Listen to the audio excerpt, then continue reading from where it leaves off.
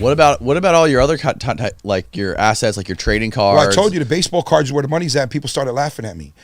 Who was laughing at you? Some of the people who don't really know what they're talking about. You talking about the commenters? Yeah, but here's the funny thing. Like, the commenters Lou Gehrig, 34 Gaudy. Babe Ruth, 33 Gaudy. Ty Cobb, T205, T206. Walter Johnson, Rogers Hornsby. Those cards have tripled. Roberto Clemente, rookie. Willie Mays. Those cards. Because, are you selling any? No, I only sell the junk. Jordan rookies, junk. To me, that's trash. LeBron, Durant, that's trash. Because that is, so let's pretend LeBron James has, he something happens where he gets in trouble, he goes to prison. I'm not saying that would ever happen, but let's just say it happens. Okay. Let's say Mike Trout breaks his leg, never plays again. Right. There's so many of these assets around. They have a value, but in reality, what's the true value? The true value is what it's worth in longevity. Mickey Mantle ain't doing that. He's in a grave. He ain't going nowhere. Right. Wilt Chamberlain is dead. Bill Russell's not dead, but he's a king of basketball. He got 11 rings. These cards are going up in value by the day. Bro, Wilt Chamberlain. Did you hear the story about Wilt Chamberlain spitting in the guy's face? No, but I heard he had like 5,000 women. Bro, yeah, I heard that too. That's why they called him Wilt the Stilt, right? I heard this story. I forget who was telling it, but one of the guys that played with him was telling a story it was on a YouTube video I watched, and they were getting in an elevator before a game, and some civilian just walked in the elevator. Some random guy staying at the hotel looks up at Wilt, and he goes, "Damn, how's the weather up there?" And Wilt just fucking spits in his face. It's raining. Yeah. Yeah. Well, I met Wilt Chamberlain at a card show. He was a cool dude when I met him. He was. Yeah, most of these athletes are cool. It's just that people expect them to be something that they're not. And they don't want to be bothered by common folk. Listen, you want me to go to you on Publix or you're eating with your girl? Like, nobody wants to be bothered. Yeah, but could you imagine LeBron James spitting in somebody's face? Bro, he would be fucking I don't think in LeBron jail. James communicates with regular people. No, he definitely doesn't. He's probably one of the most loved and hated athletes in the history of the earth. He really is. A lot of people fucking hate him. Yeah, they're just haters. But look, back to the real estate game. Because this is not making us money. If you want to invest in sports cards, talk about. But Danny, listen, if you want to invest in sports cards, pre-1959, baseball. You want to buy Hall of Fame players. You don't want to buy the new junk. Like, I love Michael Jordan. I own a lot of his cards. They're depressed because there's a lot of them. But at the same time, when you buy vintage, that's where the money's at. It's just like art. It's always going to go up. Right, yeah. When you got Picasso, stuff like that always goes up. You know what I'm saying? Van Gogh, stuff like that. You ever bought any shit like that? Any like super high dollar art? I invested here and there. It's just not my thing. If I don't like it, I don't want it. There's this website called Masterworks, where it's like basically like a stock system for buying art. Like you can buy shares in like super expensive fine art, like Picasso. Of course. So basically, what they do is they buy an asset for $1 million.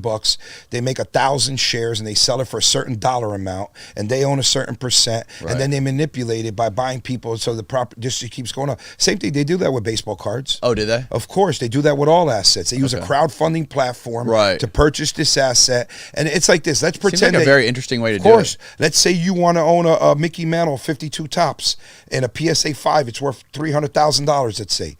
And you don't have $300,000, but you could get 10 guys to put 30. Mm-hmm. You could get 100 guys to put 3. And you control, like an HOA, like in real estate. You control it. You're the one manipulating the process. What do you think about dudes? I don't know. Have you heard of that dude called Grant Cardone? Of course. He's a master at...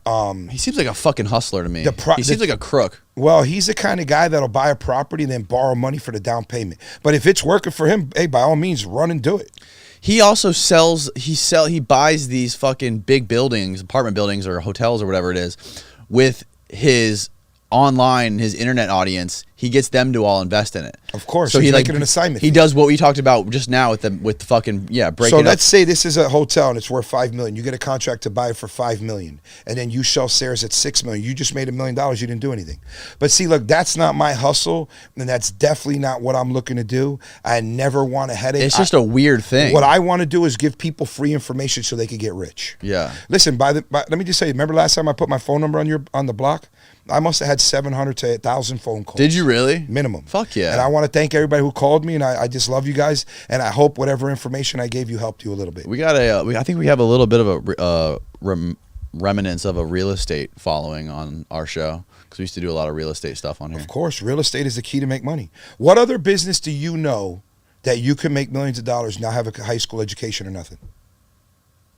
Unless like you're like a YouTuber or something. Yeah, I don't know. But think about it. In the real world, bro, the world's crazy. People don't want to interact with people anymore. What do you think's going to happen with all that NFT shit?